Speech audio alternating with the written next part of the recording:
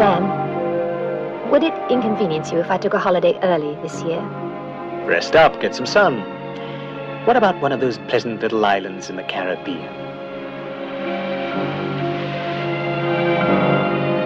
Goodbye, Richard.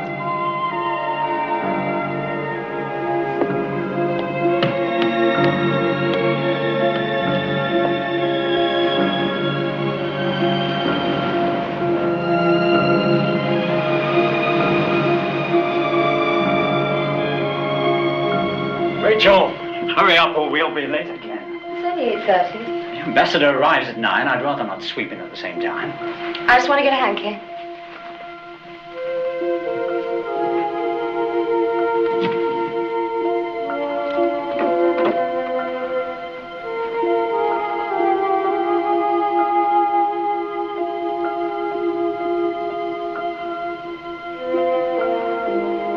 Can I help you?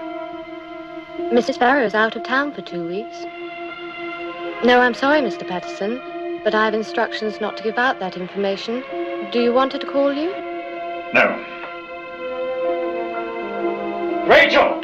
Coming!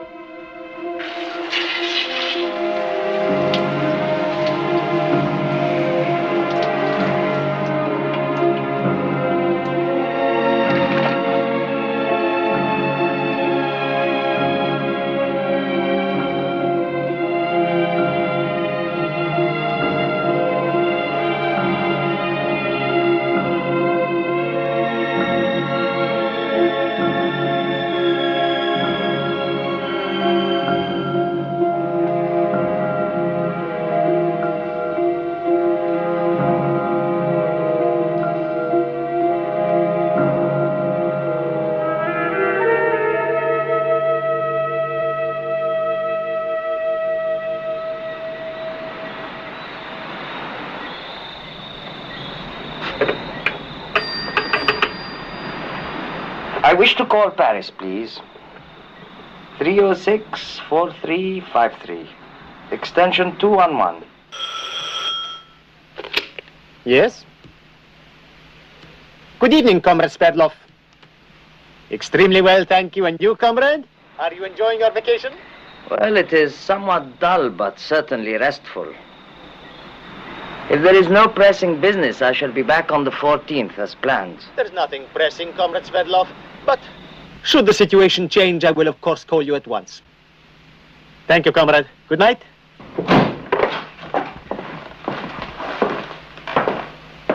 General Galitzin wishes to see you.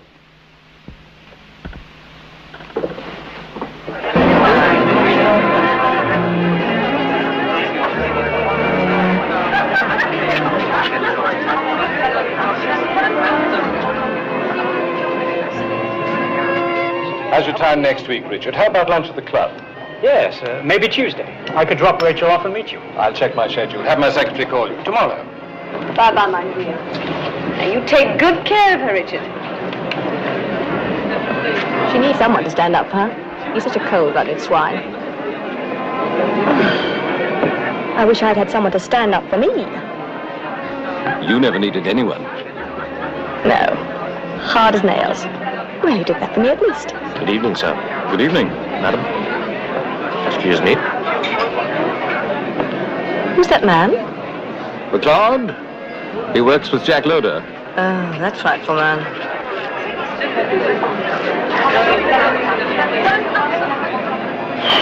It's getting a wee bit crowded in here.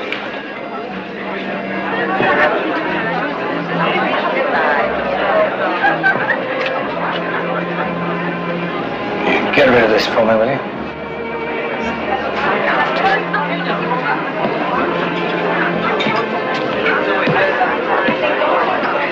Good evening, good Captain. Good evening. Mrs. Patterson. Good evening, Mr. Loader. Enjoying yourselves? Very much, thank you. Good. I don't like that man. Very few do, but he wasn't picked because of his personality. In the final analysis, it's results that count. If you consider our lead policy... Excuse me, Colonel. Jack. Can I have a word with you? Will you excuse me, please? All right, Jack. What's on your mind? General Golitsyn arrived without Sverdlov. And so far, Sverdlov hasn't shown up. Yes, I know. He wasn't at the Belgians last Tuesday either. I was going to call you at your office tomorrow. Where the hell is he? What's up? He's out of France. On a vacation, we assume. Well, if you gave us a bit more information, we might be able to assume something for ourselves. Sorry. It really looks like a vacation, nothing more. He's in Barbados. Barbados? They never go anywhere for a holiday except home. He must be up to something. Setting up a rocket base. The Caribbean could just be a blind. Maybe Sverdlov's been recalled. Unlikely. Maybe Golitsyn's being moved up. No, too old. Too rigid. If Sverdlov's pulling out, then his replacement is already here. And we don't know who that is. It's going to be very pretty, isn't it? I'm willing to bet there is no replacement. Sverdlov's on a holiday. But we're keeping a close check.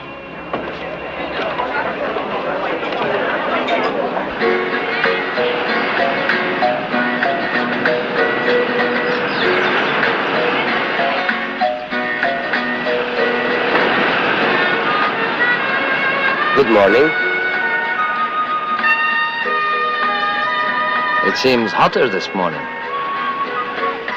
Yes, I think it is. Perhaps we will have rain. I see clouds over there. Yes, but it doesn't matter. It never lasts long. You know not to shelter under those trees. Which trees? Those trees there. They have a curious name. I can't pronounce it. But if the rains come and you stand beneath them, the water will burn your skin. They are very poisonous. Someone should have told you about it.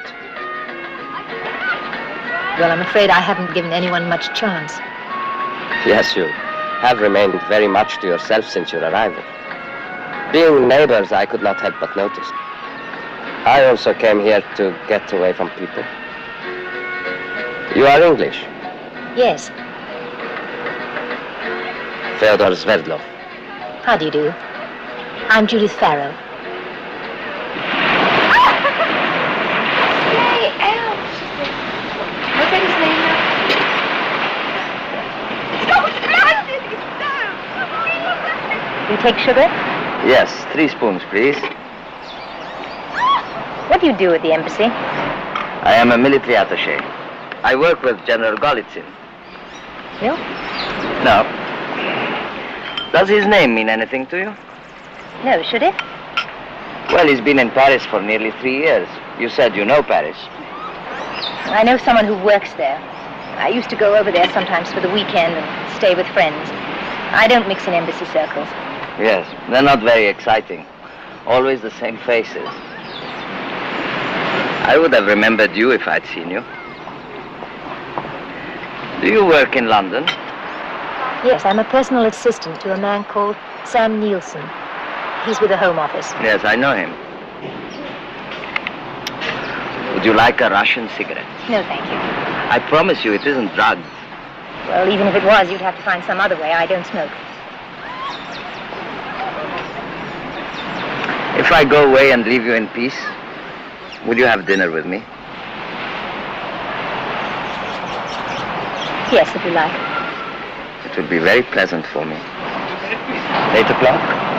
I'll wait for you by the bar.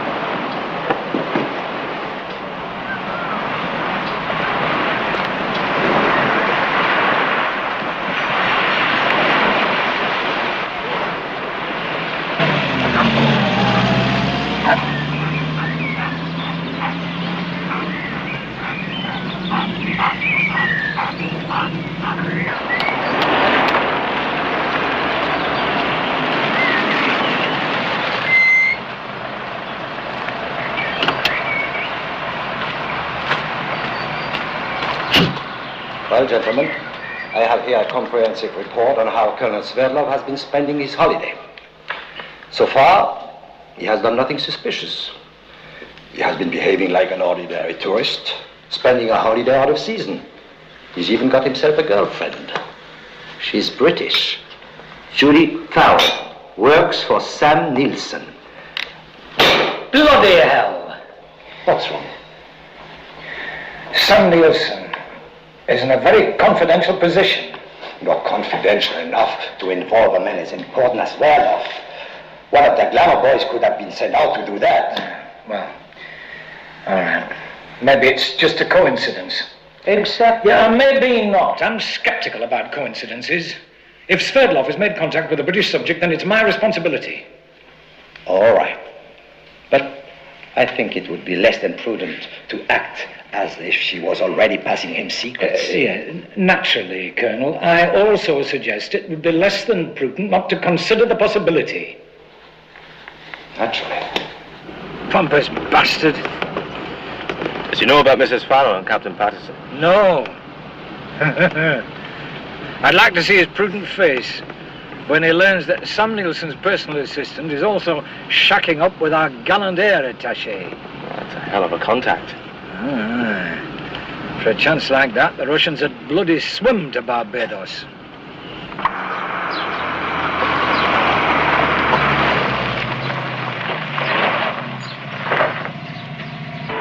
Excuse me. May I have your picture, Mr. Van Meer? Thank you.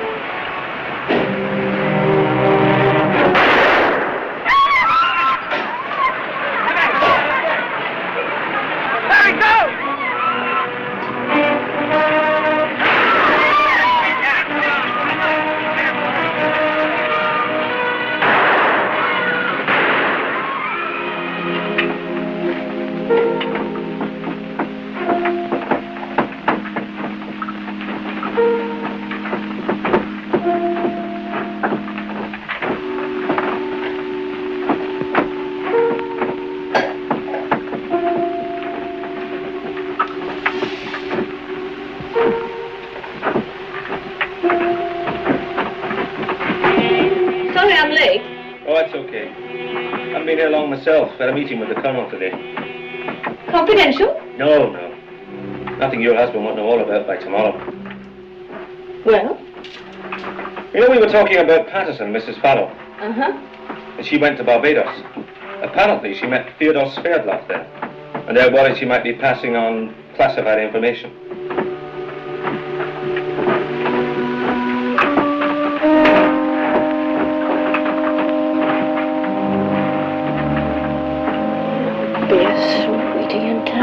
Bloody television.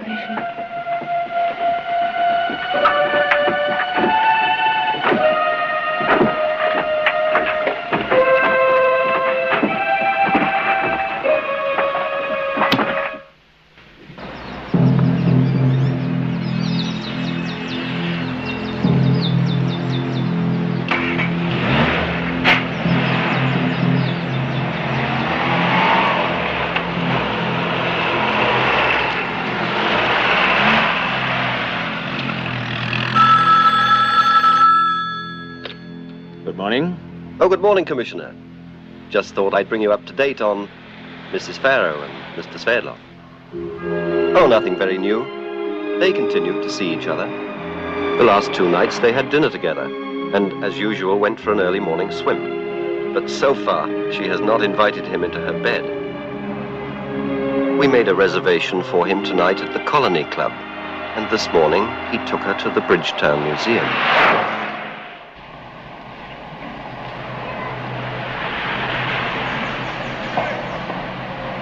Look at this. A slave on Hayward's plantation, St. Peter, accused of stealing a sheep, was hanged from a tamarind tree. He protested his innocence, saying that the tree would vindicate him. Since then, the tamarind tree has borne a seed in the shape of a man's head. Isn't that extraordinary? It's just like a man's head. And you believe it? Well, there's the seed. I wonder what the owners felt like when they saw those seeds appear on the tree. You think they were worried? You think they had a conscience? Everyone has a conscience. You don't think so? Would you say I have a conscience? Well, perhaps not a very big one, but a conscience. Your whole ideology is based on righting a basic wrong. Some people with far too much, others with nothing. Marx had a conscience. The expropriators will be expropriated. Is that what you're saying? In a way, yes. Well, you know when you've done something wrong. Your conscience knows. I know when I have made a mistake. That is not the same. I am interested in your theories. Perhaps I am converting you to Marxism. I wonder if it's possible to visit the Hayward plantation. And you would look for the tamarind tree. You really believe it exists? I don't know, but I'd like to try and find it. I want one of those seeds just to prove something to you. I am Russian. We are the people who invented fairy tales. Like the existence of God. You know, it is a good sign that we have many dialectic disagreements and yet get along. We are proving that it is really possible to coexist. Perhaps that's because we're on neutral territory. Too neutral. I'm optimistic. You like me. I can feel it. Are you afraid to make love? Yes. I've just had one miserable love affair, and I don't intend to start another one. Who was he? What did he do to spoil you for me? His name is Richard Patterson. Captain Patterson? You know him? Only to speak a few words when we meet socially. He was the only man I've been involved with since my husband died. He was burned in a car accident. I was trying to work hard and get over it. I kept everybody at a distance. I was quite happy, and then someone asked me to Paris for a weekend, and I met Richard. So you became lovers. Was he a good lover? Did he please you? Yes. Don't go.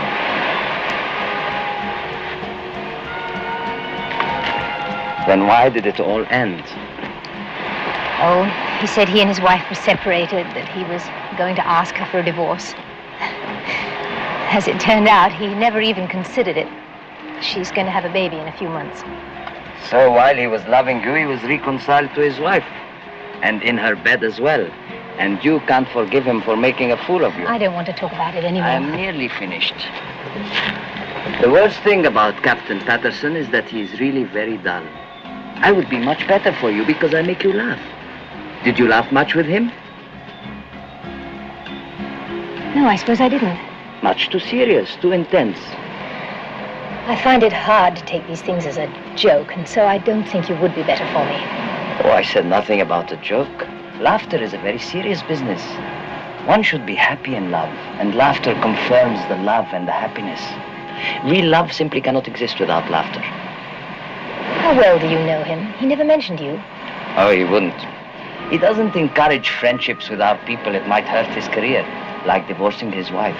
Couldn't you tell that it was the most important thing for him? Obviously not. That is because you are a sentimentalist. You believe in innocent slaves and miraculous tamarind seeds. Anything else wrong with me? Oh, I didn't say it was wrong.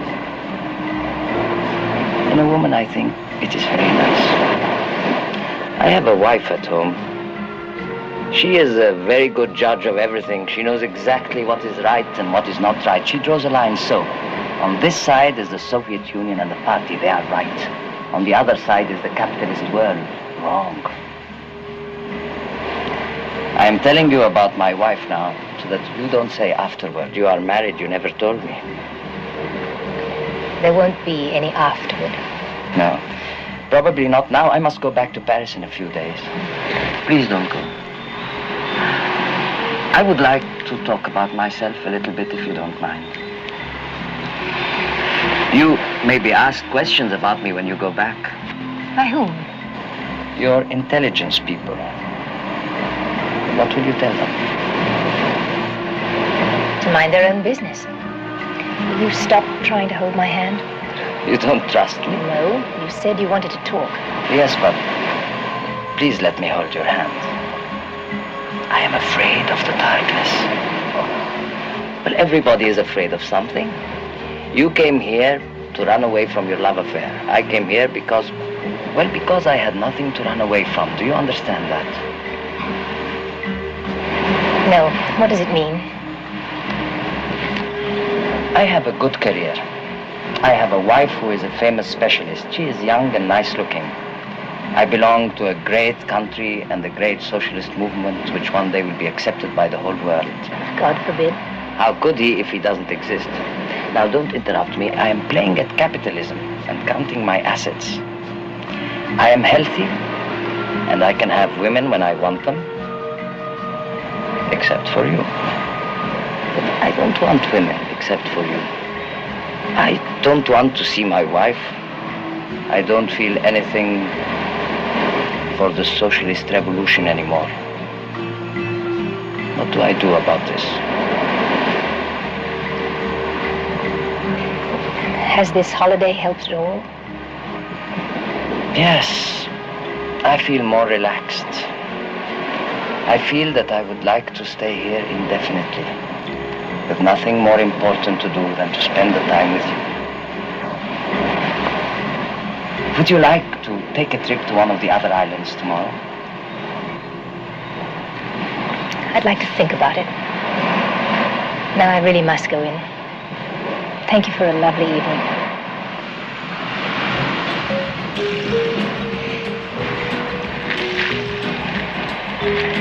I'm surprised about one thing. Why haven't you suggested that I come over to your side? Wouldn't the West want me? Probably. But I doubt it would work for you. No. I believe you are a neutral. You don't want converts. No. And I don't want to be converted either. I very much believe in being free to choose. You know something? You have forgotten about the group captain, isn't that so? Tomorrow, I think I'd like to go and look for that tamarind tree. All right. What will you say if we don't find it? What will you say if we do? Good night.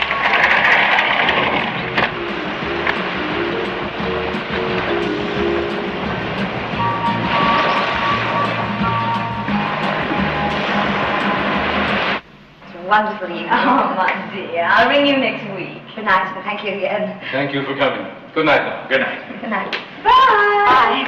Take care, the two of you. Rachel may not be the brightest lady in the world, but she's very sweet. I'm glad you like her. It'll help Richard. Not unless he stops playing around with that little piece he's got in London. Oh, come on, Fergus. Stop trying to look as if you didn't know. That bloodhound Loder's been checking up on him.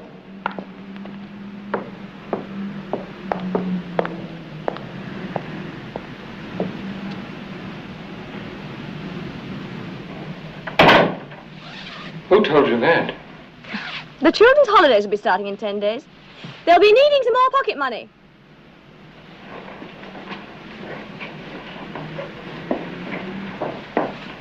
Whoever told you about Loder's investigation had no right to do so. It was rather naughty of him. I want to know who it is.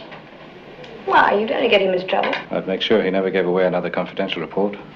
Darling, it wasn't anything important. Just a little affair. Men are always having them. And after all, it was a woman he was sleeping with. I've no interest in what Patterson does with his private life. My only interest is in seeing that security amongst our staff is held to a maximum. If you go to Loder and start stirring up trouble, he might find out things about me you wouldn't want him to know. I suppose you have thought about that? Yes. Oh, well, please yourself.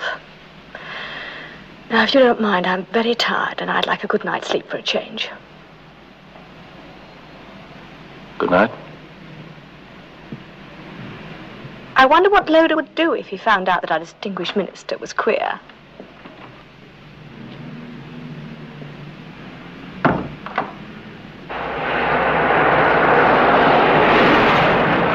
How can an intelligent woman like you even think of such nonsense? Shall I tell you the truth? There was no tamarind tree. There was no innocent slave. There is no force outside this world which gives justice to the weak. There is nothing but man. And his standards are not consistent. One year you are right about a certain thing, the next year it has become a crime. The truth is there are no standards, only expediencies. That's the most cynical statement I've ever heard. What would happen if you talked like that at home? It would depend. 2 years ago it would have caused no comment, but the wind changes, the weather vane turns. That is what ideology is.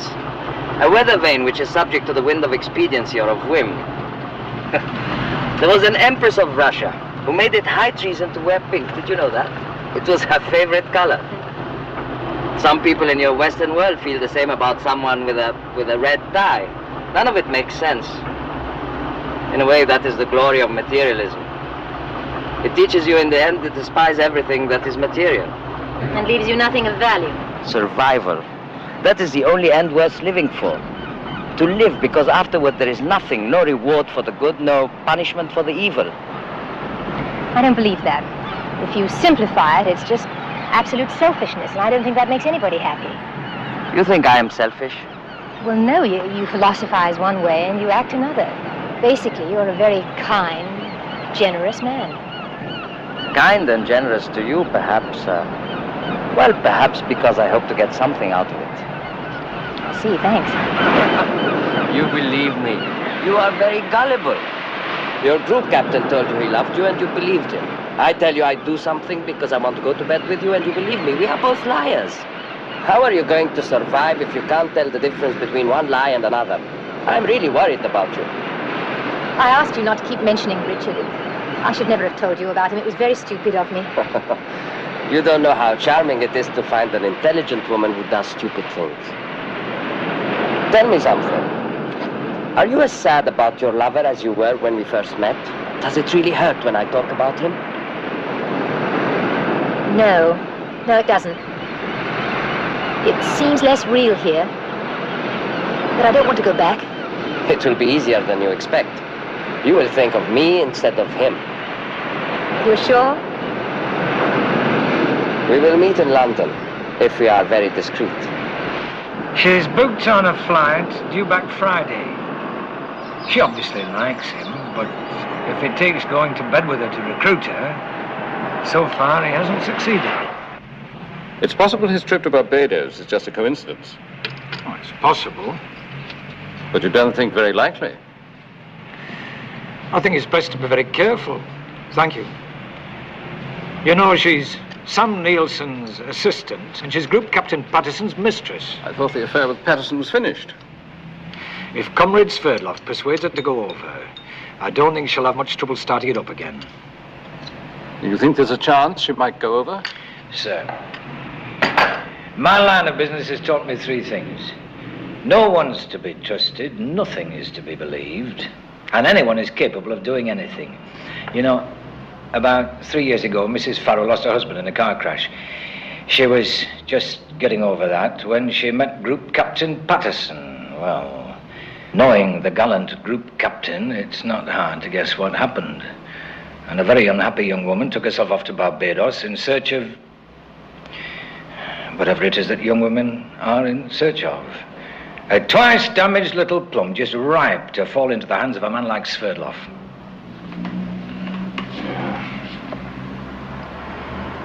My wife knows you've been investigating Patterson and Mrs. Farrow. She wouldn't tell me who told her. Well, I'll have to look into that. It's a man. A security leak like that could be dangerous. Oh, yes, of course. Well, you can count on my discretion, sir. Thank you, Mr. Loder. Perhaps you could have dinner some evening. Oh, yes, sir. I'd like that very much, thank you. I'll call you. Right, fine, sir.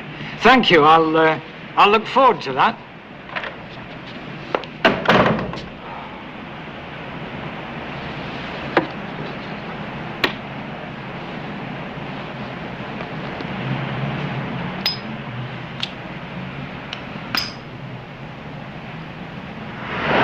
Miserable bitch.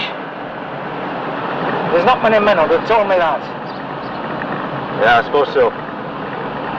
I've given him my word that I'll handle this as discreetly as possible. You understand? Right.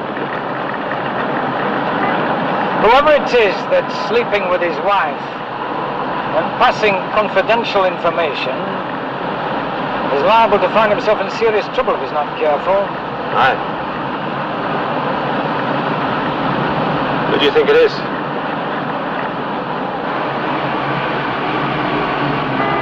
Watch the road.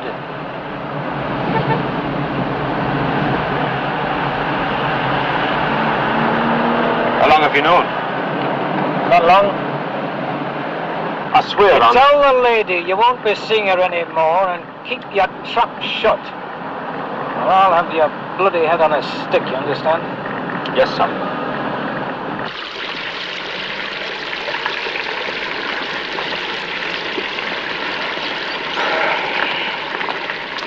Will you meet me in London? I don't know. It's been so simple here and uncomplicated. Can we wait and see how we feel when we get back to work? If I must. You are sure you don't want me to take you to the airport? No, thank you. Open it when you are on the plane. All right. Goodbye, Dushinka. Goodbye.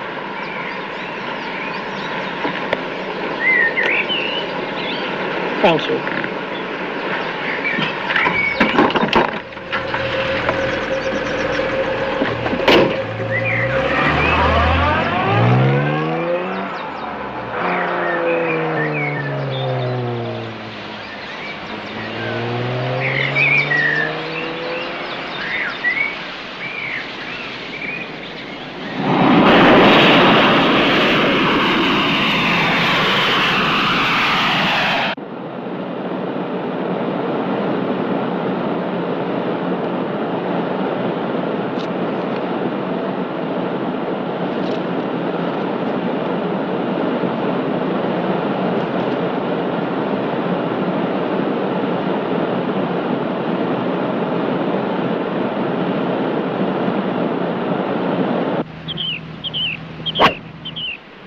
Settled now that Rachel's here too.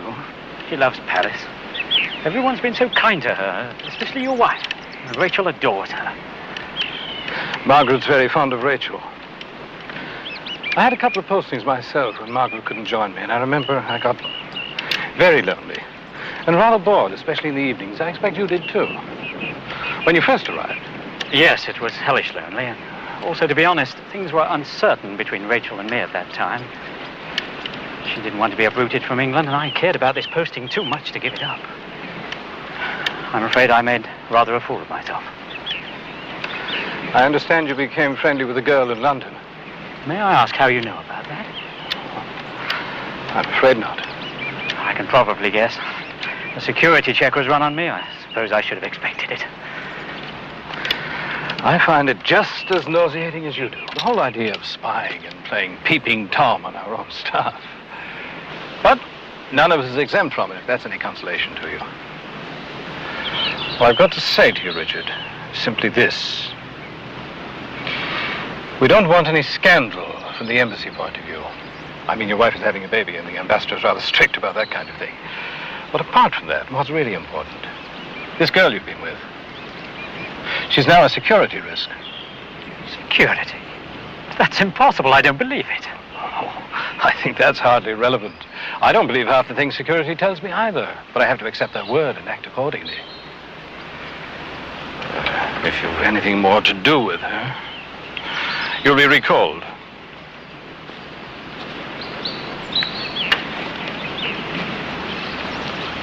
I have to have your assurance. Nothing in writing, just your word. Of course, I'll never see her or communicate with her again. We had, in fact, broken off about 3 weeks ago. Well, I hope this unpleasantness hasn't ruined your game.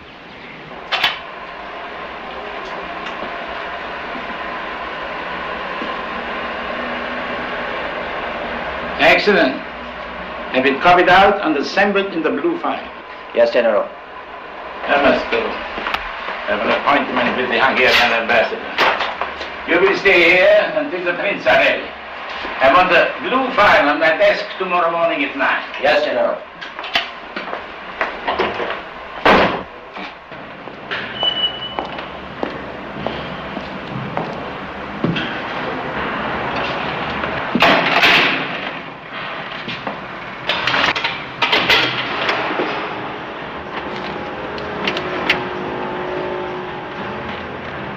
Well, tell us all about Barbados, Mrs. Farron. Nice weather. Yes, marvelous. Meet anyone interesting? You know very well that I did. That's why you're here, isn't it? He said you people would come around. I'd be glad if you'd tell us exactly what happened. What's this man's name? You did say he, didn't you, Mrs. Farrow? His name is Fyodor Sverdlov, and he's a military attaché at the Soviet embassy. Did he make friends with anyone else beside you? No, we spent the time together. As far as I know, he didn't speak to anyone else. Sounds as if you got on very well. Yes, I like him very much. You don't say. You know how well we got on, and I'm sure you know exactly when we went swimming and where we went to dinner and what we ate. So why don't you just get to the point? The point, Mrs. Farrow, is that you can't expect to pick up a senior Soviet official like Colonel Sverdlov and not set the cat among the pigeons. Oh, I've done nothing wrong. I mean, I met a man staying at the same hotel. I liked his company, and I presume he liked mine. You work for a man in a very important position. Sam Nielsen deals with a lot of highly confidential stuff. You think for 1 minute that I... Now, you're a very attractive young woman, don't misunderstand me, but don't you think it's a bit odd? This man choosing you out of the whole island? He couldn't possibly have had another motive besides just being friendly on a holiday. Well, you're absolutely wrong. I mean, I know what you're getting at, but it's not true. He's going to contact you again, isn't he? Yes, perhaps, but not to recruit me. I mean, that's what you're trying to infer, isn't it? Did you sleep with him? How dare you ask me that? I'll ask you what I bloody well like. You work for one man in a confidential post, and you've been having it off with another. Oh, yes, we know all about Group Captain Patterson. Did you tell your Russian boyfriend about him, too? Yes, I did. Oh, for Christ's sake, you're a gift to them. Now, you listen to me very carefully, Mrs. Farrow. He'll get in touch with you again. And when he does, you won't try to muck about. You'll come direct to me and tell me. You understand that? Immediately. They've baited a big hook to catch you.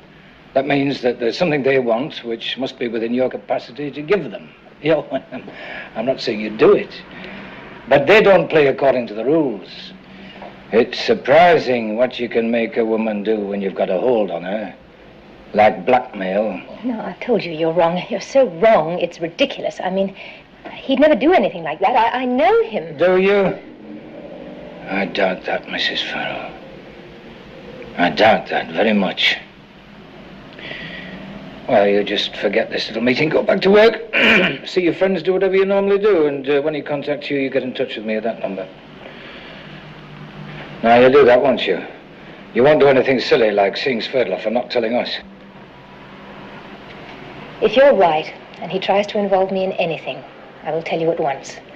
But I will not be used to spy on him. Nothing you can say would make me do a thing like that. Fair enough.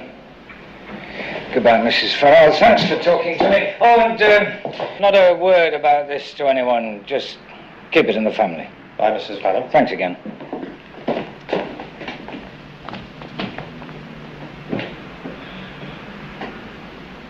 She put up quite an argument, didn't she? Yes, I think we're too late. I think that bastard's got to her already. I wouldn't trust a bloody word she said.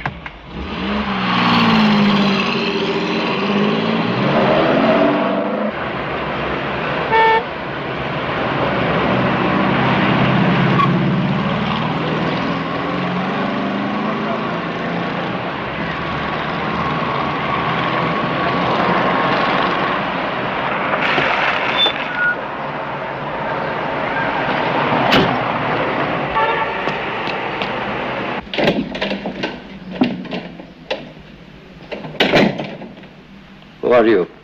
Anna Skriabina, Comrade Sverdlov. Where is Kalinin? Why are you in his office? He is sick. I'm a temporary replacement.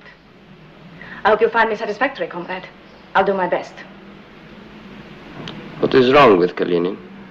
I don't know, comrade. Do you know where he is? No, comrade. I was only told he was sick, nothing else. All right. I see there was a meeting between the ambassador and the Czechoslovakian charge. I don't see a full report in my papers. Do you know where it is? It should be there, comrade.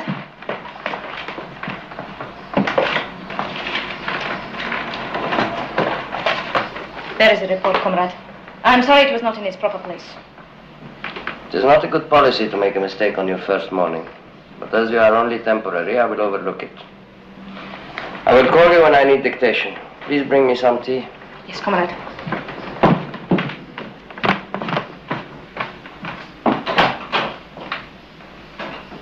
Kalinin was showing signs of strain. It was reported by several people that he didn't sleep at night. And he was drinking. Did you know that, Comrade? No. I became alarmed in your absence, knowing he had access to quite a lot of confidential information. So I decided to have him medically examined. He was diagnosed as both physically and emotionally unqualified to continue his work here. So we decided to send him home to recuperate. He was invaluable to me. I feel somewhat responsible. Perhaps I've worked him too hard. That was the doctor's opinion. If you are not satisfied with Anna Scriabina, I can have her replaced. By a man, if you prefer. She does very well. It may be that I shall keep her permanently. I have seen the reports that you compiled during those 2 weeks, including that very interesting contribution from Blue. I wonder who recruited Blue. I've heard it said that it was you, Comrade. I don't even know his identity. Nobody knows that except Panyushkin. That's the measure of Blue's importance. Nobody else who works for us has been so well protected. A very wise precaution. Now, to change the subject, but not the object, I have had some luck on my trip to Barbados. I have made a very useful contact. I met a woman on the island. She has a very confidential job at the Home Office in London. I believe that I will be able to recruit her. That could be very useful. Is she attractive? Very. Well, then your task should not be too unpleasant. On the contrary, Mrs. Farrow is as charming as she is beautiful. I am looking forward to our relationship with the greatest of pleasure.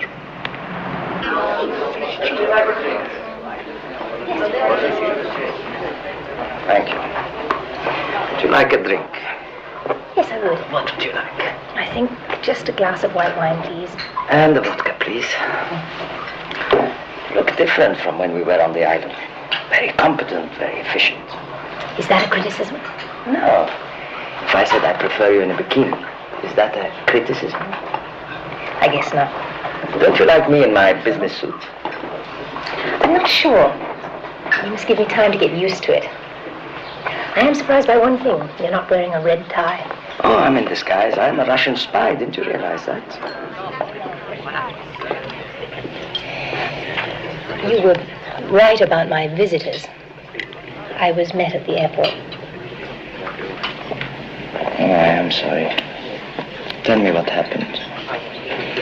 Well, there was a man who drove me back to my flat, and there was another man who did the interrogating called Mr. Loder. He said you would get in touch with me again, and I was to let him know immediately when you did. I see. And have you done that? Have you let him know that we are together? No. Did he say anything else? Oh, just the usual about my mixing with Russians, my job being confidential. You can imagine the kind of thing. Only too well. Now I will fill in what you have decided not to tell me. He said I was a dangerous Soviet agent, and that I was only interested in you because I hoped to recruit you as a spy. You know, it is charming to see a woman blush like that. You must never try to lie to me. I can see straight through you, like glass. Is that what you think? Do you believe him? Think. No, I wouldn't be here if I did.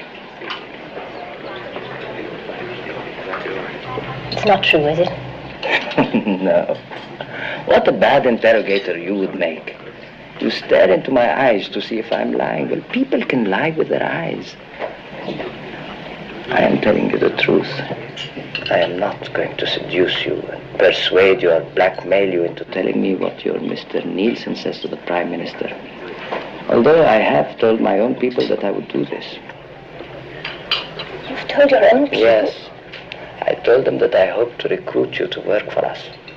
That way I can meet you whenever I want, without suspicion. Oh, I don't know what to do. This whole thing is getting so out of proportion. The first thing that you must do is to inform your intelligence man that we have been together. Otherwise, you could be in great trouble. Let me teach you the first lesson about these little games. You must try to tell the truth as long as possible. That way, when times changed and you have to lie, there's a great chance that you will be believed. You said yourself I'm a bad liar. Never mind. I will teach you. I am a great expert. You say the most extraordinary things. Why should I believe a word you've said when you've boasted you can lie like a trooper? Like what? A trooper? Oh, it's just an expression. It doesn't mean anything, really. Besides, I'm not going to lie to anyone. If I choose to see you, that's my business. Oh, I'll tell them we've seen each other and that I was right and they were wrong. I won't believe you. You will be followed and watched. Do as I tell you. Play that game for them. Then we can have our evenings together. And maybe a weekend? No weekends. Then we must go to a nice dark place where I can dance with you. You behave too badly. I don't behave badly. You won't let me. One dance.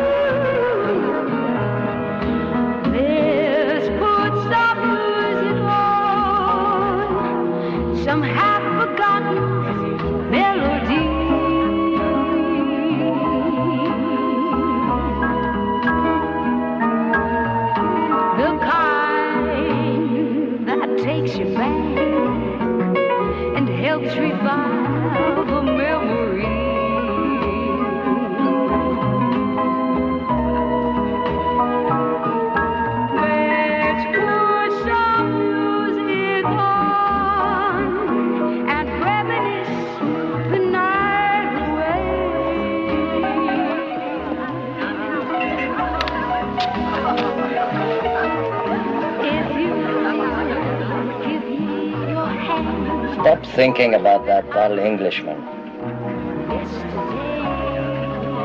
How did you know? When I first saw you, you had a look on your face. It was, not happy. You have the same look now. I'm sorry. Why don't you become a communist and come back to Russia with me? Well, offhand, I can think of several reasons. And they are?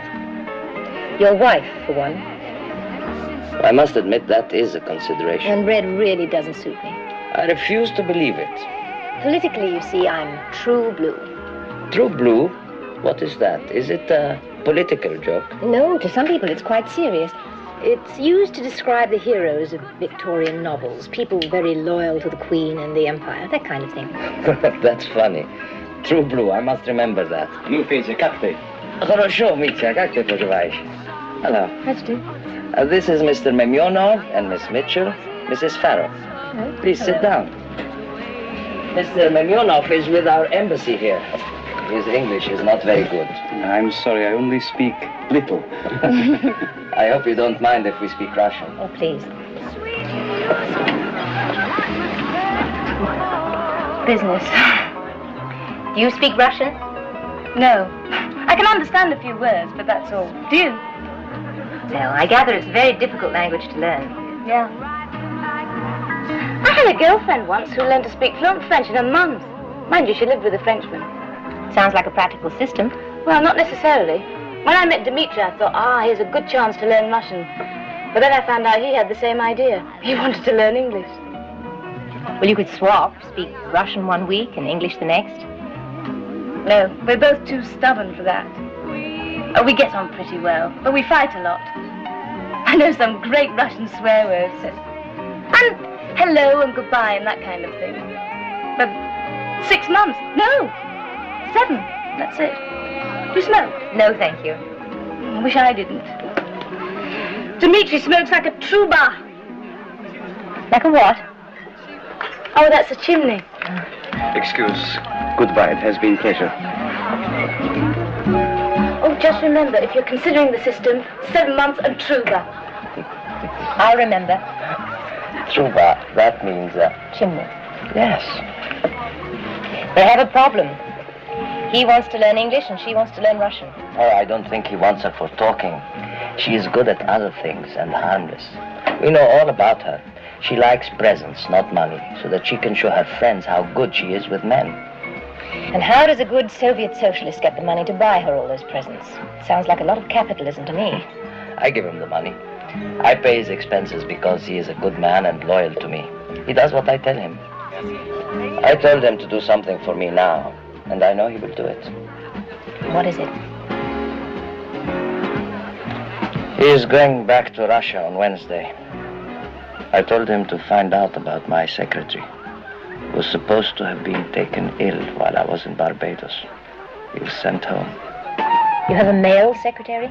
Yes, they are more efficient than girls. But I have a girl now.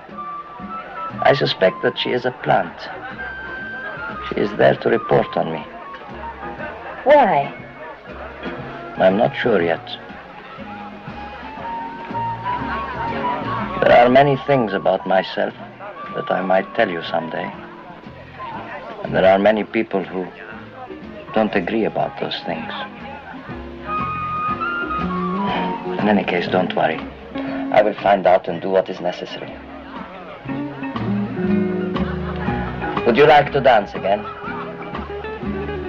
No, thank you. I have frightened you. Oh. Would you like me to take you home? Yes.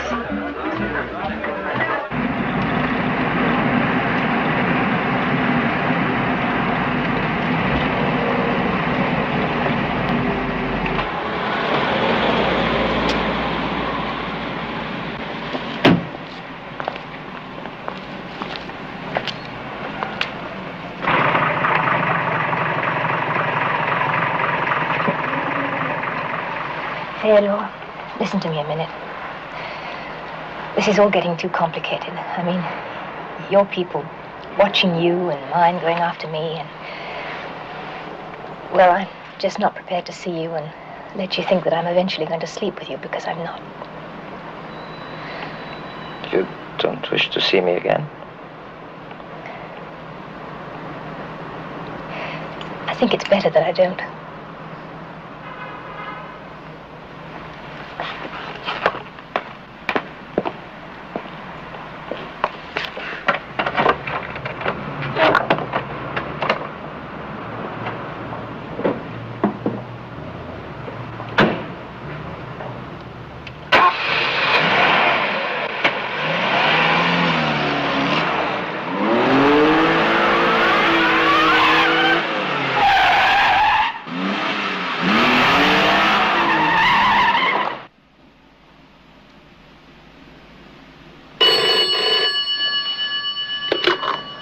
Hello?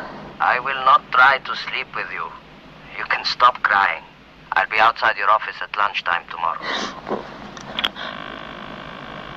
I'm at the airport. No, I've lost him. Right. I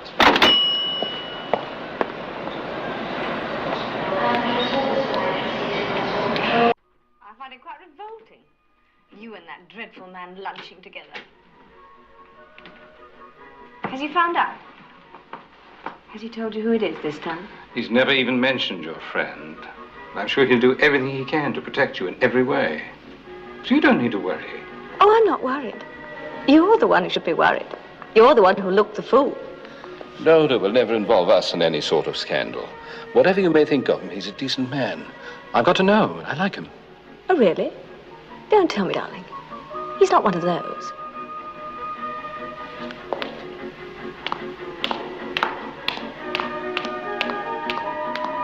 Have a nice lunch. Et maintenant, information routière. Sur la Nationale 5, circulation normale de bout en bout. Ce qui n'est pas toujours le cas, comme les automobilistes le savent. À Paris, sur les boulevards périphériques, circulation dense mais assez rapide. Dans les quartiers avoisinant l'Opéra, gros embouteillage. Et maintenant, revenons à Paris.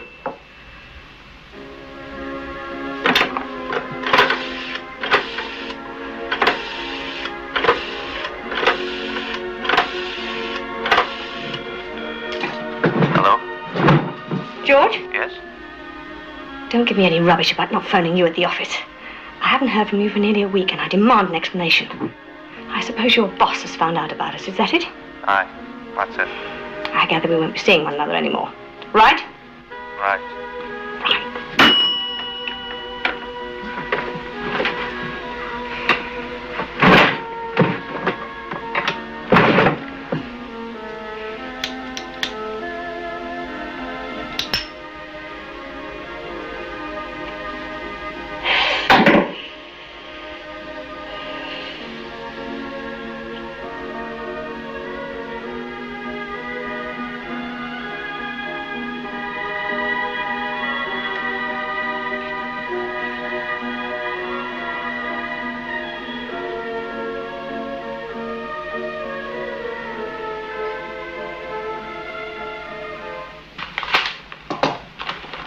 It arrived this morning in the diplomatic bag. It was a personal letter from Igor Tomarov, who had known him since his marriage and was a witness at the wedding. It enclosed the official document notifying him that his wife Elena had applied to the courts for a divorce. A short time later, Comrade Sverdlov instructed me to make arrangements for his flight to Moscow on Thursday, the 25th. Comrade Sverdlov then called Mrs. Farrow and made an appointment to meet her this afternoon in London. Look, if you don't love your wife and you want her to divorce you, then why are you going back to try and stop her? My wife is an important woman from an important family. If she divorces me, it would be politically very dangerous for me. Oh, I didn't realize you were so ambitious. I'd like to stay alive. You're joking. A little, but not completely. You see, after Stalin, people stopped talking about annihilating one half of the world as a way of spreading communism. There was more freedom, more moderation. I worked for that. I believed in it, and I still do. But now a lot of Elena's father's disciples are in power, and they are trying to change things back to the old ways. Then why don't you get out? Why don't you just get off the plane in Europe and disappear? Because I am a Russian, and I don't want to be exiled from my country. So I am going on Thursday. I hope to be back in 10 days or less, and then I will telephone you. The question is, how long will the bastard string her along before he tries to pull her in? This whole thing, I don't like the feel of it. It's dirty. You know, I can't help feeling sorry for her. Oh, it's dirty, all right, but we didn't invent it, did we? And the consequences of a thing like this can be very big. Well, this morning, they've been on the phone from London. I've got to fly back. They're in a hell of a flap. I don't know, it could be for this. Think he'll be gone long? I shouldn't think so. Fly over, get briefs, come back again. Yeah.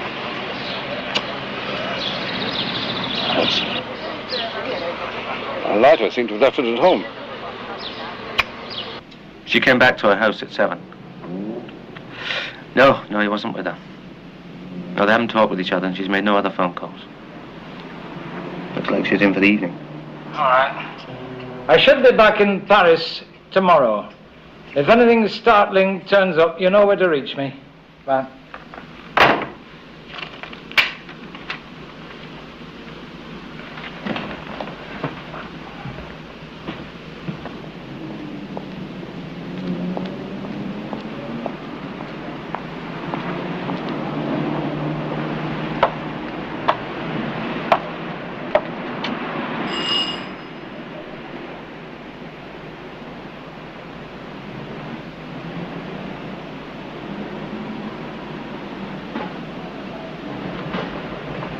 Who is it? Sandy Mitchell. Who? Truba.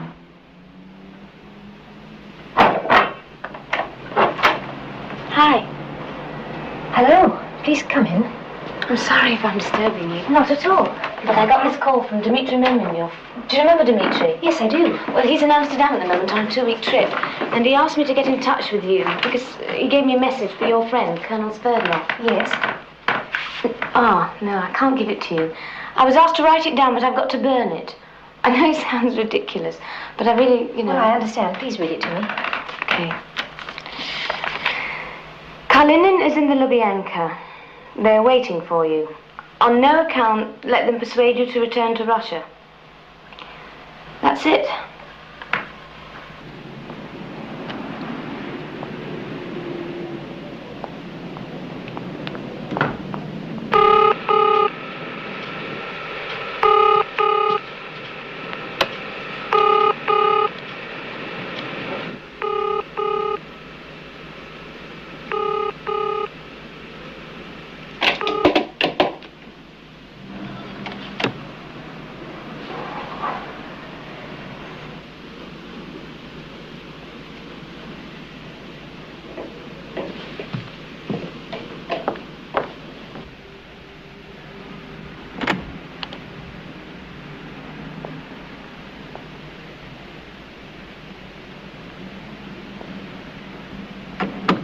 Hope I'm not disturbing you. I seem to have lost something. A lighter.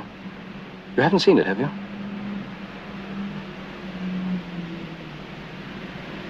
I said I lost something. I don't suppose you found it.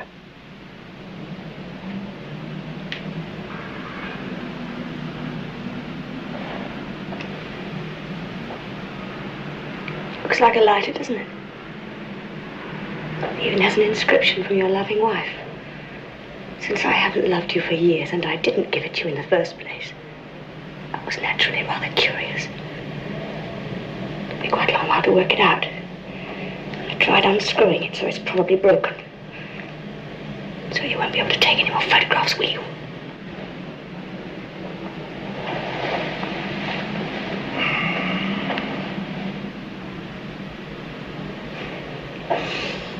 No. What have you been doing? What have you been photographing secretly? What kind of filth are you Not mixed up? filth. You wouldn't understand it. You wouldn't know an ideal if you saw one. Ideal? Ideal. An ideology for the betterment of humanity. I've believed in it for a long time. You can call it filth if you want to. Or treason or anything else that comes to mind. God, what have you been doing? Who's paying you? Nobody's paying me. The Russians, is that it? Well, you pervert. It's not blackmail. I'm not being forced to do anything I don't want to. I believed in this ever since I came up from Cambridge. Believed in what? I became a communist long before I met you.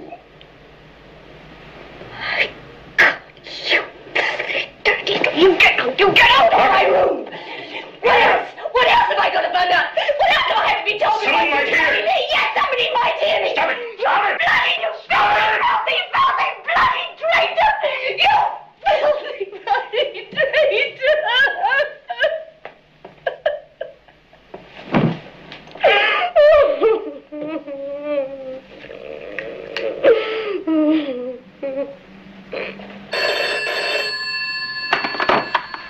Dushinka. Oh, I've been trying to reach you for hours. Can you talk? Yes, but if it's something important, be careful. It's terribly important. I've had a message from your friend Dmitry Memenov. Careful. I know it is much to ask, but is it possible for you to come here? Yes. I will meet you at the airport. Take the next available plane. And be calm. There is nothing so tragic that we cannot work it out. Trust me, Dushinka. Do you know what that word means? Yes, I asked a translator at the office. It means darling. I will see you in a few hours. Goodbye, Dushinka.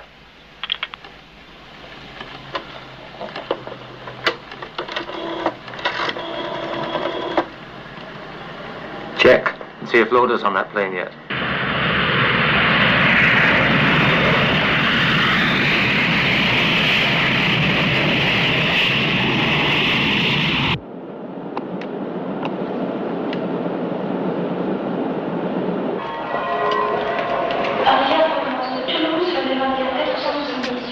Look happy. You've come all the way to Paris to see your lover. Are we being watched? Of course. What a wonderful surprise. I didn't expect to see you again until I got back from Russia. Don't think you would have returned from Russia. Tell me more about it on the way to the hotel. Hotel? Well, you don't expect me to take you to the Russian embassy. Mr. Loder would never believe another word you told him.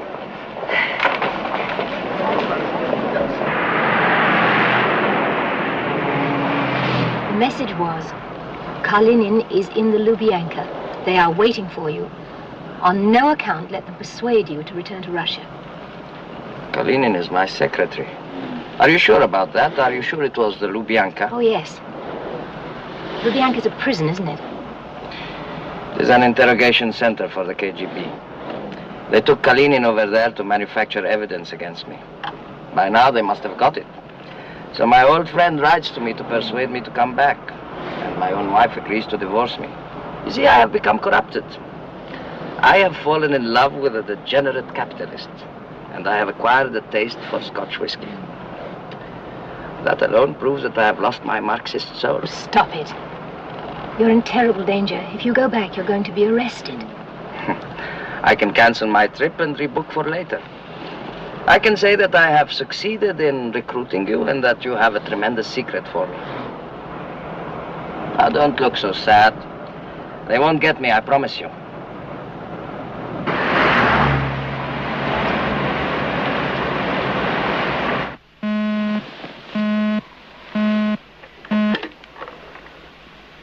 Yes? Richard, this is Judith. Richard? Yes. Wait a minute. Let me get you another phone.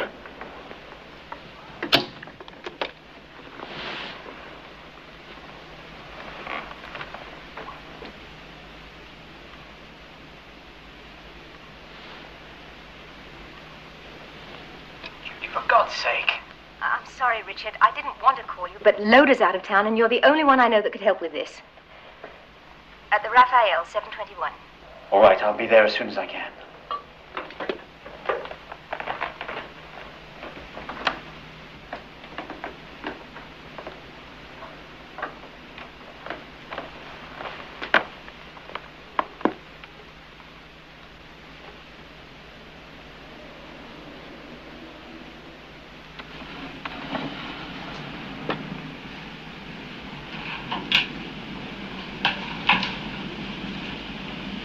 You listen to me, Fergus.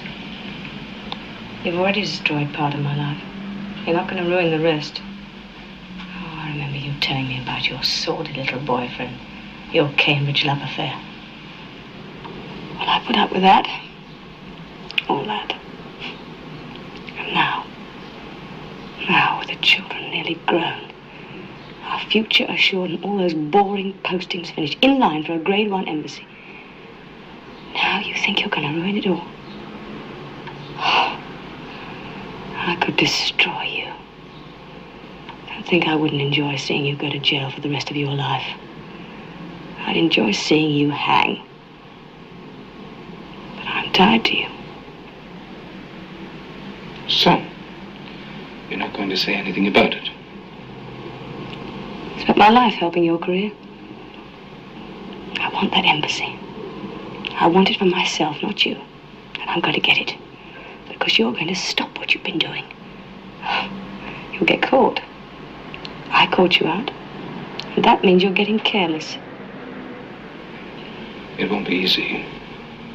But I promise I'll try. Oh, you'll do better than that. You'll do exactly as I say.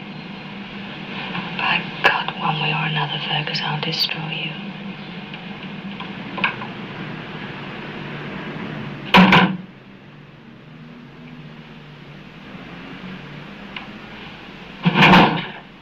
Who is it, then? I can't tell you that. Well, you've no right to drag me up here. I'm not at all anxious to get involved in this. And if it's some bloody clerk filling ink bottles, Oh, no, it's nothing of the kind. This man is in very great danger, and he wants political asylum. Richard, it honestly couldn't wait until tomorrow. I had to call the house. What exactly is it that your friend wants? He wants to know whether the British will receive him and whether they will promise not to hand him back to his own embassy. I can't answer those questions on my own authority. I'd have to go back and refer the whole thing to the ambassador. Well, you could tell the ambassador that this man would be a very valuable acquisition to Britain. But if you can't give me his name, I don't see how I can back that up. What section is he in? Can you tell me that? Military. Well, that could mean anything. Why can't you trust me? It's all so damn vague otherwise. I told you all I can. Look, Richard, I know you're a great stickler for the rules, but if you tie this thing up in red tape, it'll be too late to help him. I'm not interested in helping him. I came here in case it would be a help to us. Oh. Well, there's always the odd unreliable who's willing to sell himself to the highest bidder just because he's in trouble with his own side and wants to avoid the consequences. Oh, Christ, I never thought I'd want to see that monster Loda, but I'd give anything to have him here instead of you. Then I suggest that you and your friend just wait until Loda gets back. Now, you listen to me. If you can't help me, then you put someone with authority onto me direct. Beyond that, you don't have to get involved. Sounds as if you got yourself into a pretty scruffy mess. No scruffier than the last time. I'll call you tomorrow.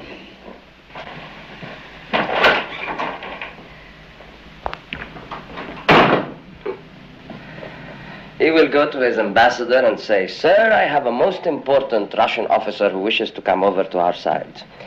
It will go down in his record and he will be happy. But he won't deal with me himself, and I will be happy about that, because I don't like him. No, neither do I. Which means that I am very determined not to make the same mistake twice. I am determined about that also. then take me back to the airport. Well, if we don't spend the night together, how am I going to convince General Golitsyn that I'm succeeding with you? If we do spend the night together, then I shall lose my job at the Home Office. And then I don't think General Golitsyn would be interested in whether you succeeded with me or not. You are a very difficult woman. Tell the General that. This is what I have to expect if I come over to the West. Then I'm better off dead. Major, I'm going to entrust a very delicate matter to you on behalf of General Panushkin. I am at your disposal, General. The orders come from Panushkin himself. I'm only following instructions. Pick two men whom you can trust completely. Trust as you would trust yourself, as I trust you. Have them watch Colonel Sverdlov. He is under suspicion from the Presidium. I am sorry to hear that. You will report to me and no one else. Panushkin has placed this matter in my hands. Sverdlov is due to return to Russia soon. If anything happens to alert him before he goes, I shall hold you responsible. Major, you understand? I understand, General. There's a woman involved with him, a Mrs. Farrow. She works for Mr. Nielsen at the Home Office. If Sverdlov succeeds in recruiting her, it would be very important for us.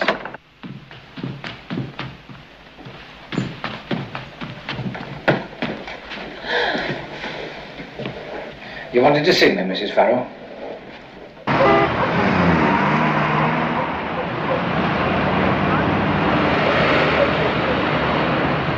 I hear the Brazilian minister's on the point of resigning.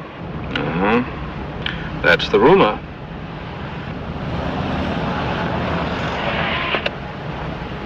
I imagine you find that sort of thing interesting. Not especially. Don't you pick up all these little scraps of gossip first so you can tell your friends? No. You just involve yourself in top-level stuff, I suppose. That's right. Listen, Fergus, I wasn't kidding. If you don't get out of this... What'll you do, Margaret? Turn me in? Ruin us both? I don't think so.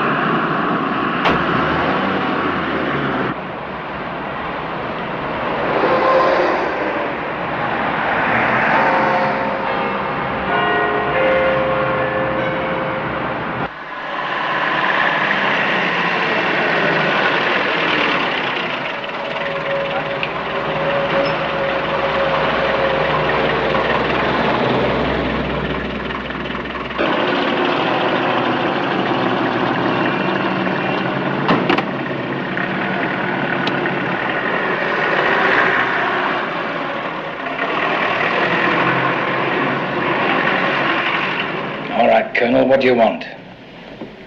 Political asylum. The usual guarantees, lifetime security, but not in England. Canada. Could I bother you for thank you very much. It's just gin and a drop of water. Well, that could present complications, Colonel. You could be a big embarrassment to Anglo-Soviet relations. I'm not coming empty-handed. No? What are you going to bring with you? Always supposing we're prepared to offer you hospitality. One piece of information. One? What? Thank you. What? One item? Is that what you're offering? Oh, come off it, Colonel. Nobody's going to wear that. I wouldn't waste my chief's time making the suggestion. Oh, he'd just tell you to get stuffed. What do you want, Mr. Loader? The names of a dozen expendable agents, the key to a code which would be changed within 24 hours after I've gone, or information about who is betraying Western top security methods at this moment. The reason you were called back to London so suddenly.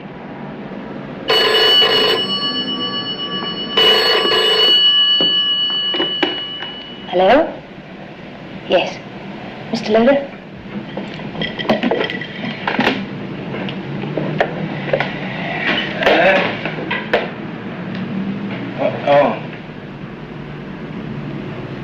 Right. The two men who followed you are across the street. I cancelled my trip to Moscow. Golitsyn isn't taking any chances. Do you think he suspects what you're doing? I think he believes I need more time to recruit Mrs. Farrow, but he is a cautious man. He wants to make very sure that nothing happens which will prevent me from returning to Russia. Are you sure you can deliver? I will make, what do you call it? A deposit for the full payment. He has a code name. Blue. I will give you the blue file when I'm on the plane for Canada. Right. You give us blue. And we'll see you safe and snug for the rest of your life. How do you want to do it? I will make my arrangements and tell Mrs. Farrow. I believe she knows how to get in touch with you. Okay, you're on. There's another little problem. It won't help matters if your two friends out there see me leave this house. Well, Mrs. Farrow and I will take a walk and draw them off. All right? Yes.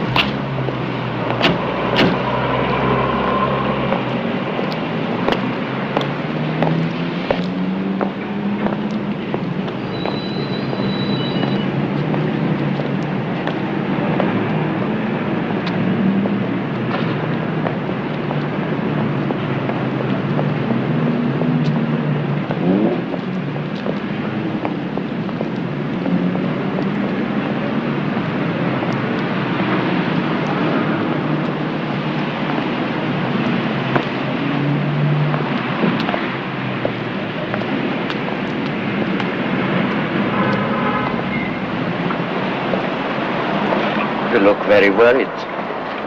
Really, I can't think why. And you have not been sleeping. I think that you are in love with me. Well, you think wrong. No, I am worried. I haven't had a decent night's sleep since this thing started, but I think I'd feel that way for anybody I really liked. You will tell me the truth when we get to Barbados. Barbados? I am taking you there to complete your seduction. I have explained that you are a very difficult woman who won't work for us unless I make love to you under the palm trees. Why Barbados? I mean, it's such a small island and anything could happen there. You think I would be safer in Paris? Barbados is British. Mr. Loder will be able to protect me there. Will you come? Yes, if that's a way to help you, of course I'll come. Can we go back now? I'm sure Loder's gone and I'm suddenly very cold. It is important that they think that I'm succeeding with you.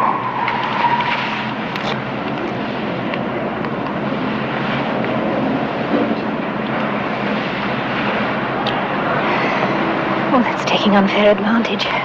You knew I wouldn't stop you. I only know that you didn't kiss me as if you wanted me to stop.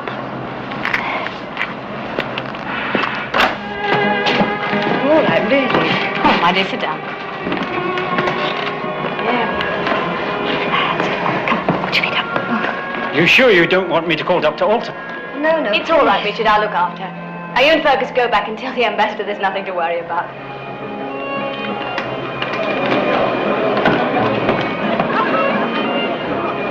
I'll get you a glass of water. I've never fainted in my life. You've never been pregnant before. Oh, come on. Pregnant ladies often feel faint. It isn't that. Here, come on. Now, what is it? Oh, Mrs. Stevenson, I'm so miserable, I just don't know what to do. Well, perhaps it would help if you talk about it. It's Richard, an old woman. Just can't trust him. Ever since that woman rang the other night, everything's changed. It's always been difficult. I never thought he was after other women. Now I can't think of anything else. She phoned him. In the middle of the night, she said she had to see him, that someone important in the Russian embassy wanted to defect.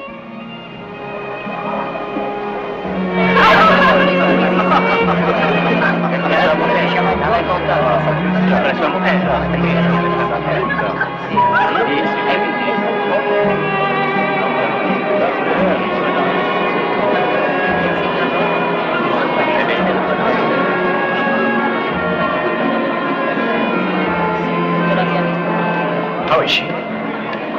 Oh, she's fine. She's just lying down.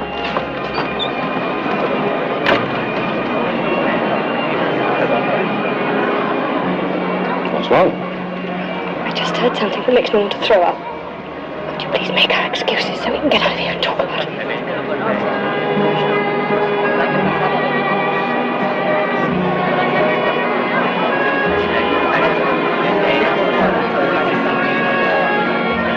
What are you going to do? Haven't stopped. Supposing he's already told them who you are? He hasn't. I'd have been arrested by now if he had. These things take time. It could be weeks before he comes over. If you don't know who he is, how can you have him stopped? The woman who called Patterson about the defector was probably his former mistress, Judith Farrow. The English bitch who's been sleeping with the Russian. Colonel Fyodor Sverdlov. There's nothing I can do about it until the morning. Why morning? I've just one means of communication, and it's only available to me during the day, between 9 and 5.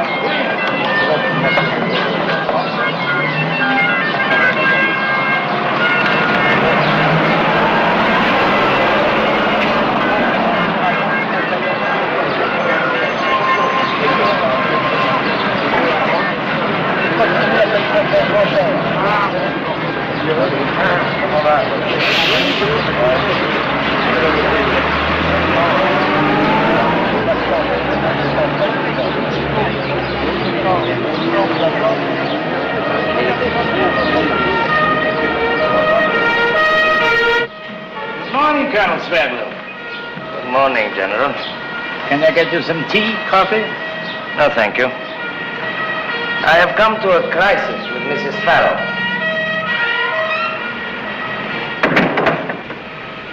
What a pity. I thought she was committed. She will be committed when she brings her first report. But I'm afraid she still has a little bridge to cross. The one from her side to ours. She is feeling in a romantic mood at the moment. I shall have to take a few days and help her cross that little bridge.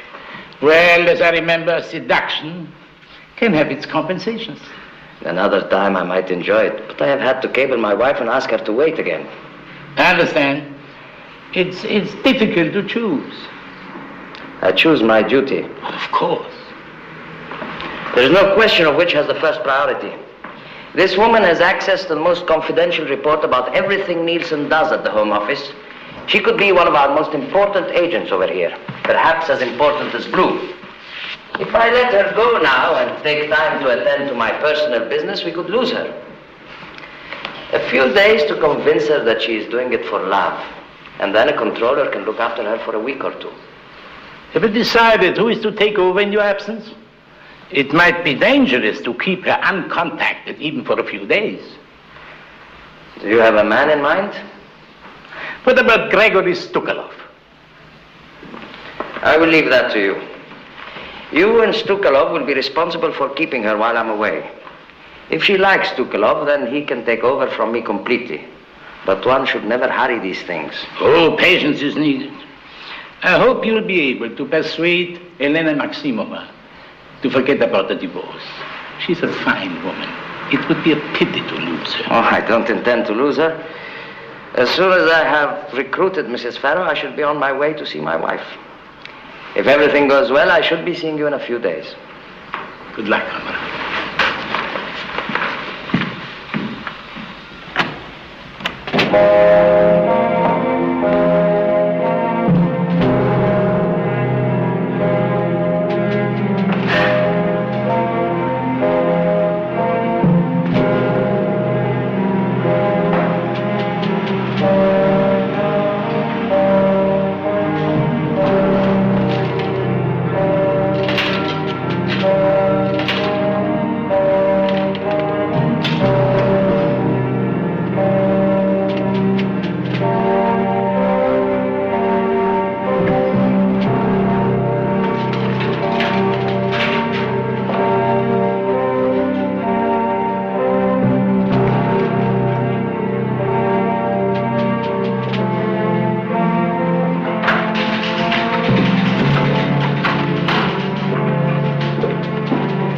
I'd like to see 523, please.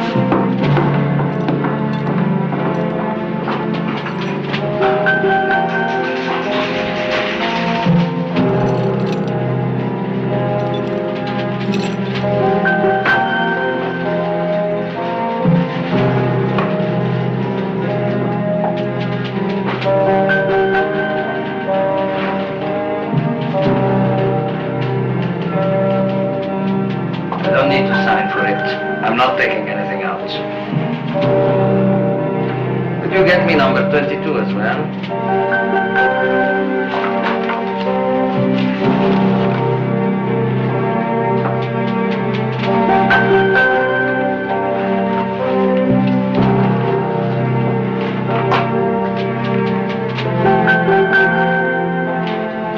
Thank you.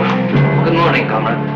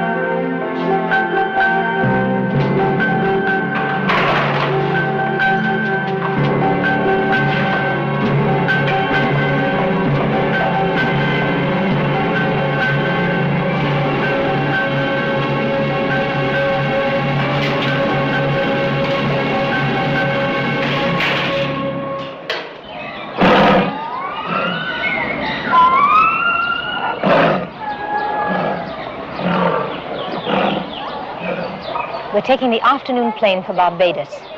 We'll be staying at the Beach Hotel, St. James. Well, he wants to get out as quickly as possible. Do you think you can make the arrangements in time? I'll bloody well have to, won't I? Is that all he said? Well, he'll have the documents with him. All right. I'll get him out of Barbados on the Saturday plane. Now, listen.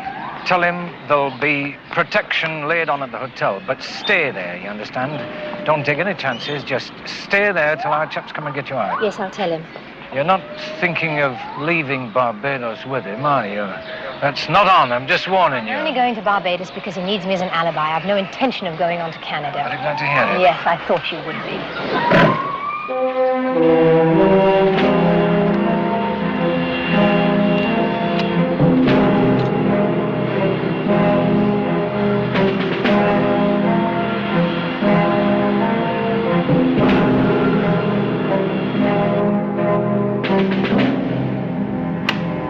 Find out if Colonel Sverdlov has left the embassy.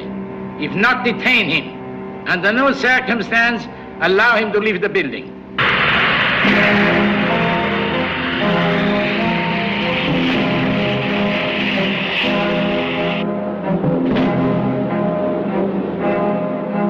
According to Blue, Sverdlov intends to defect.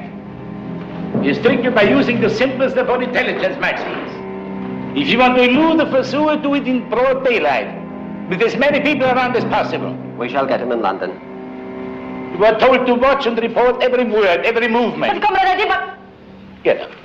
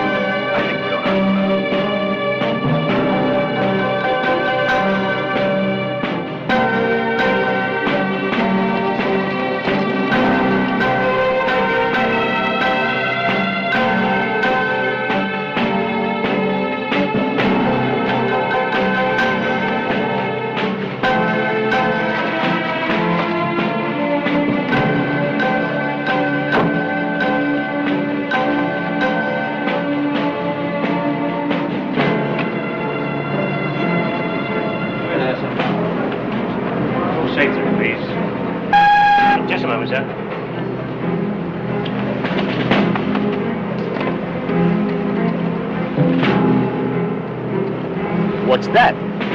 Oh, sir, it looks like a gun to me. Hey, just a moment. Oh, that's quite all right, sir.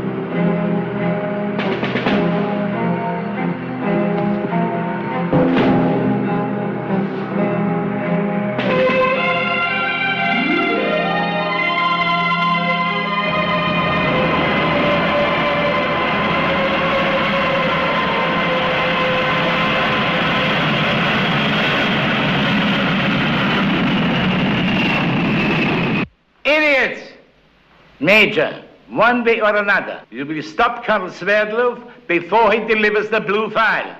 But what if he's already... He would be a fool if he gave them the file before they fulfilled their part of the agreement. And as I seem to have all the fools on my side, you may still have a few hours to redeem yourself. Charter a plane. Take as many men as you need. Intercept Colonel Sverdlov in Barbados. I take full responsibility for this action. I cannot wait for official sanction from Panushkin. So if you fail, Major, we all fail. Therefore, I don't have to point out the consequence of such a possibility.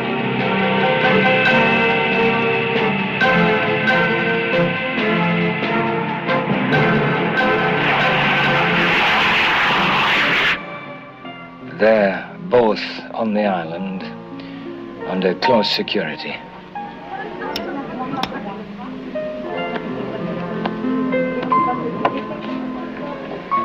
If everything goes according to plan, he'll be in Ottawa Sunday, and the Canadian boys can take it from there. Congratulations. Wow. Normally I hate doing business with his sort, but if the blue file is all he claims, it'll be worth it. Blue file? Code name for their top agent here in Paris. I'm almost onto him now. Almost onto him. I just hope the alley doesn't turn out to be British. When will you know? Sverdlov will hand the file over once he's tucked up nice and safe in Canada, so I should think this is Blue's last weekend to enjoy himself. To Blue's last weekend.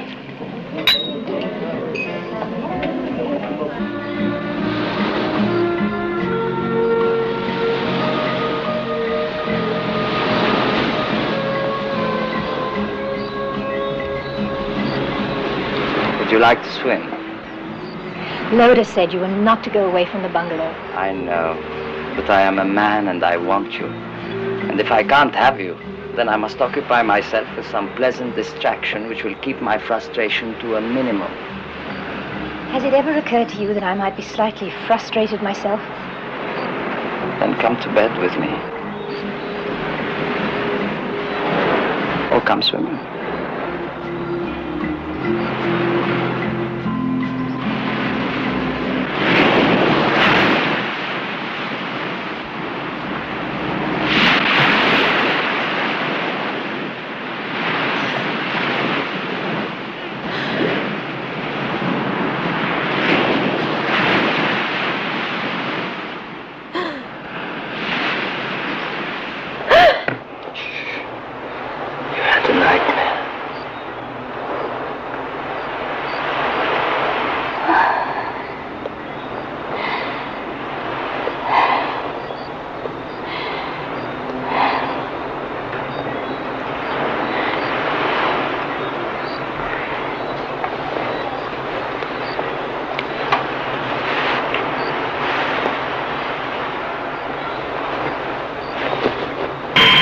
So far, no record of any private flights to Barbados.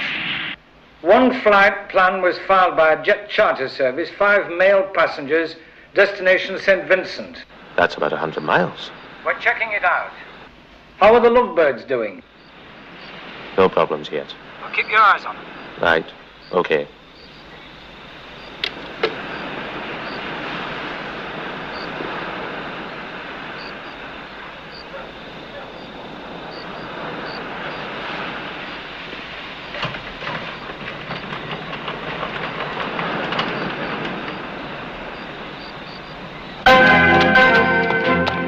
The man who chartered the flight lives in Paris and he's a big dealer in foreign stamps. The other 4 men are listed on the company's board of directors. No one at the jet charter service thought there was anything unusual. Just businessmen off to the Caribbean for a week's fishing. Right. Well, so far it's quiet. Let's hope it stays that way.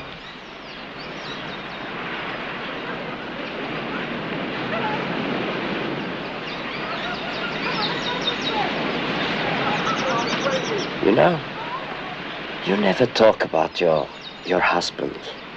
Not your English lover, yes, but not your husband. Why not? I suppose because I feel guilty. Why guilty? What did you do? It's more what I didn't do. For the last 2 years, I wasn't in love with him. Was he unhappy? No, as a matter of fact, he was very happy. He enjoyed everything he did. He was a most uncomplicated man. At least, that's what I kept telling myself afterwards, so he couldn't possibly have realized how little contact we had. Life was just one big party, one big laugh non-stop. Come to think of it, it was hell on earth after the first year. If he hadn't been killed, I would have left him. Well, you won't be allowed to leave me. You are the most persistent man I have ever met. Let me ask you something. How do you feel about all this? Going into exile, running, hiding? Well, you see, I'm Russian, and we believe in fate.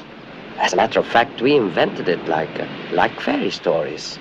That way, if anything goes wrong, it is never our fault, it is fate. I am not glad I'm going with Mr. Loder.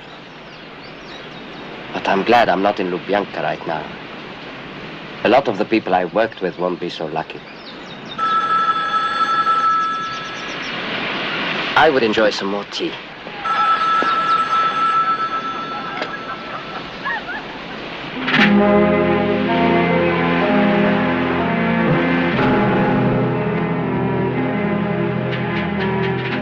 All right, thank you. That was Mr. McLeod. He reports that the plane will be here on time. We must leave for the airport at noon. I'm glad. There's a tea. Thank you. It's him.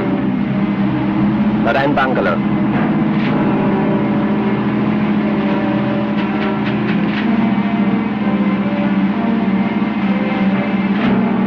The doors are open.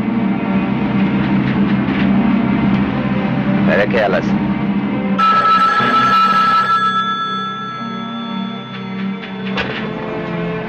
Yes? He won't stay in the bungalow. There's nothing I can do about it. He just won't. He's going out in a few moments to swim. That's all right, Mrs. Farrow. Don't worry. We'll look after her.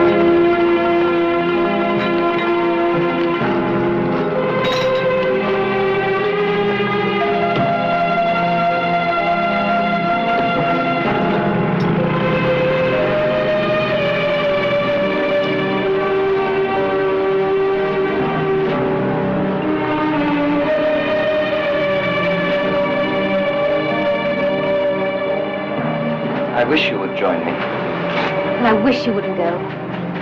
When I'm in Canada, Mr. Loder can treat me like a prisoner, but not before. Will you wait while I change? Of course.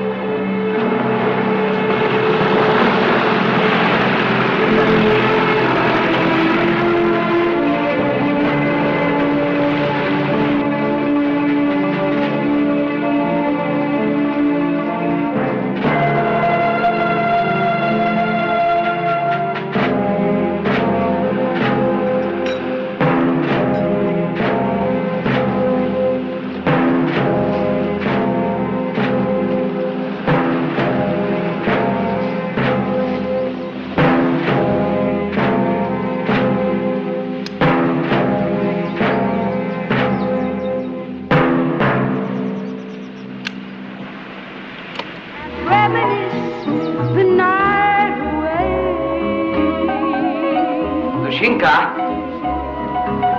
Yes? can you hear it? Yes, the song we danced to in London. A good omen.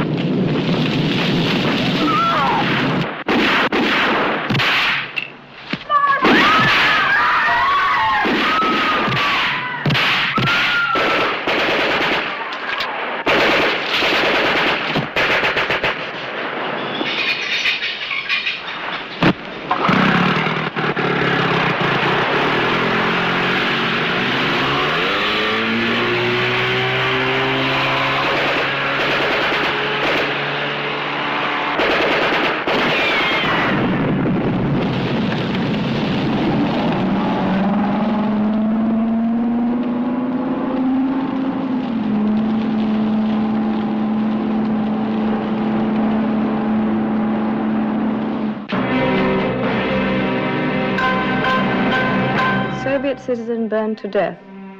A Russian tourist registered as F.G. Sverdlov was the victim of a fire in the Bungalow Beach Hotel on the fashionable west coast of Barbados.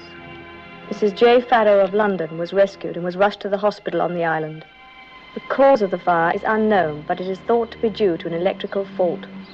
The bungalow was completely gutted and several of the surrounding buildings were severely damaged.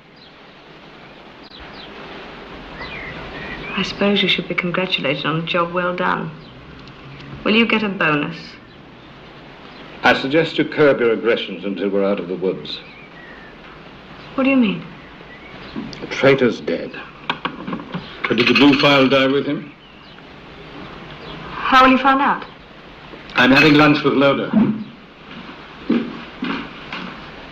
Will the children be down this weekend? They're planning to be.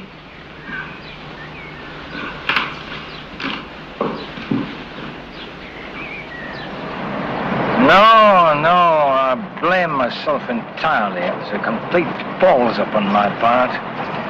You see, someone must have tipped them off. Huh? Oh, yeah. They were all set for him. You mean the fire wasn't an accident? Ah. There's nothing accidental about napalm, is there? Yeah. Bad enough in the open, but in a confined space, well, just imagine. God, that's frightful. Yeah. He didn't have a chance. And that's not the worst of it either. The blue file burned with him. That's too bad. Yeah. But what about Mrs. Farrow? Oh, she's lucky to be alive. She was upstairs. Our fellas managed to smash the window and get her out. I've got to fly over and see her now. I'm not looking forward to that, I can tell you. Well, you did your best. It wasn't your fault. No? Of course it wasn't. Wish I could be as sure.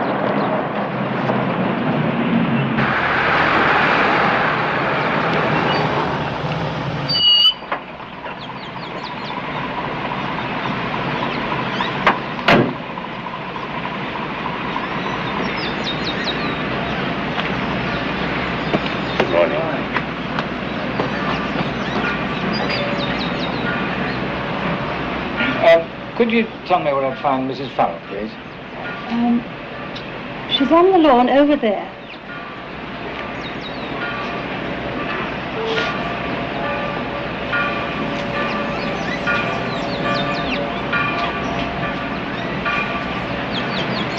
Thank you. Thank you very much.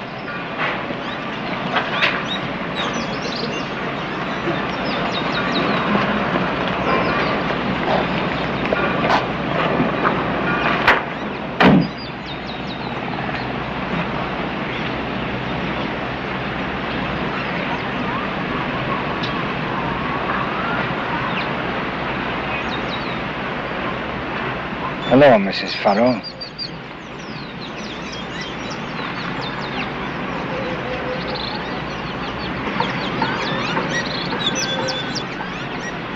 What do you want?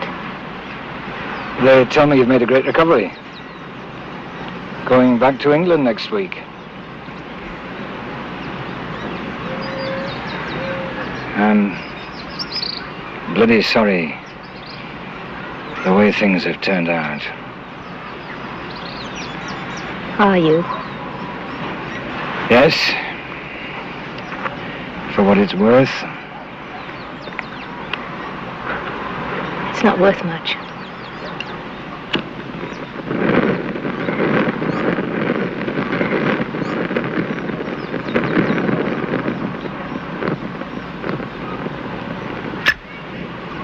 Sorry.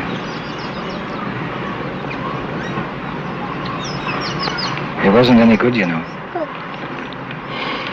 Go away.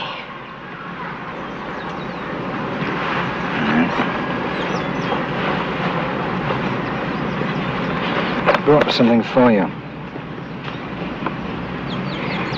Yeah?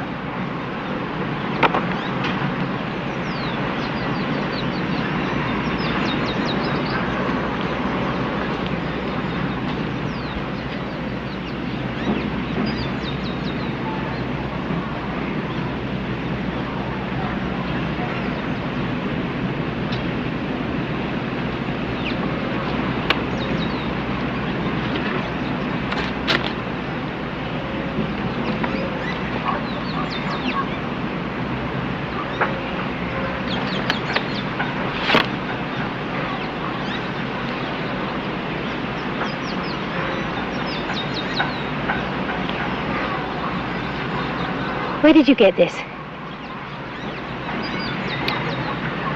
He isn't dead, Mrs. Farrow. He's alive. In Canada. After you called McLeod and said he wouldn't stay undercover, we decided to pull him in. McLeod went in the back door and he managed to get Sverdlov out just a split second before the bomb exploded.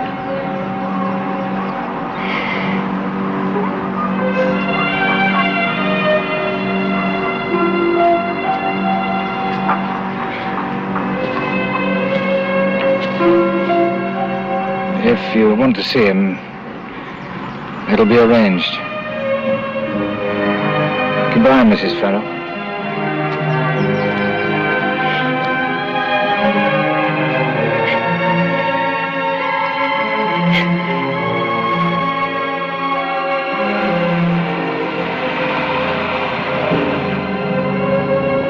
How is she, okay?